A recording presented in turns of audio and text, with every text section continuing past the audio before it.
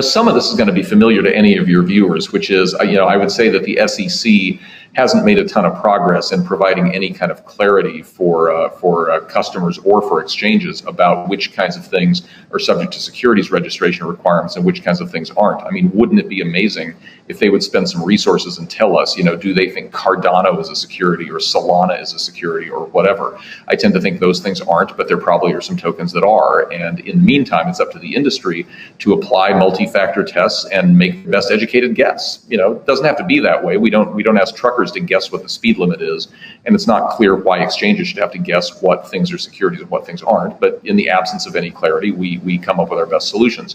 What I think is interesting, though, is a lot of the same people who claim to want to bring crypto under some kind of regulation, and I count myself among them, by the way, are the very people who have criticized other efforts to bring crypto activity inside of a regulated system. So I look, for example, at what we did at the OCC on my watch, where we attempted to create some clarity about how banks can interact with crypto. And the whole point of that was to make sure that an existing regulatory framework can be applied to the activity.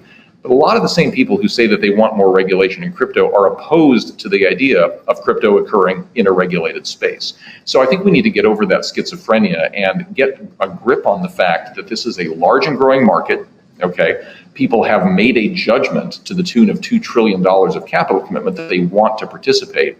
And so it's no longer a question of, is the market going to be here? It's now a question of, is the purpose of regulation to impede the market or to facilitate and streamline the market? And I hope it's the latter.